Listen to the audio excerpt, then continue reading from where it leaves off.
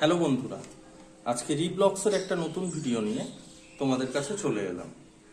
আজকে যে গাছটা নিয়ে এসেছি সবাই হয়তো চেনো, এটা হচ্ছে স্পাইডার প্ল্যান্ট। আমরা ইনডোর যারা করি তারা এই গাছটা সবাই লাগায়, সবাই পছন্দ করে। বাট আমরা অনেকেই জানি না এই গাছটার অরিজিন কোথায়। এই গাছটা সাউথ আফ্রিকার, যেটা একটা হেভি রেন ফরেস্ট, একটু ময়েশ্চার, এইরকম ক্লাইমেট পছন্দ করে। জিম্বাবুয়ে, উগান্ডা, ইথিওপিয়া, এগুলো খুব এই গাছগুলো দেখা যায়। এখন আমরা আমাদের বাড়িতেও এগুলো প্ল্যান্টিং করছি। এবার আমাদের এখানে রাখতে হলে এই গাছটার কেয়ার একটু তোমাদের নিতে হবে। অ্যাট ফার্স্ট যেটা আমাদের সবার ভুল হয় সেটা হচ্ছে জল দেয়া। জল আমরা তখনই দেব যখন মাটিটা হালকা শুকিয়ে আসবে। আমরা আগে মাটি চেক করব, তারপর আমরা জল দেব।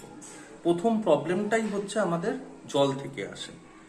নেক্সট হচ্ছে এর খাবার। একে কি আমরা দেব যার জন্য এর গ্রোটা ভালো হবে। আমরা একে দিতে পারি তরল জাতীয় সার, যেমন তোমরা তরকারির যে আমাদের ওয়েস্ট যে খোসাটা বেরোয় সেটা ভিজিয়ে রাখো, সেই জলটা দাও মাসে একবার। আচ্ছা, খোল, সর্ষের খোল তোমরা পচিয়ে সেই জলটা মাসে একবার দিতে পারো। গাছটা খুব গ্রো আপ করবে। আর একটা ইনফরমেশন তোমাদের দিই যে এই গাছটা থেকে কিন্তু অনেক ছোট স্পাইডার মানে বেবিস বেরোয়, এ কিন্তু প্রোভাইড করে।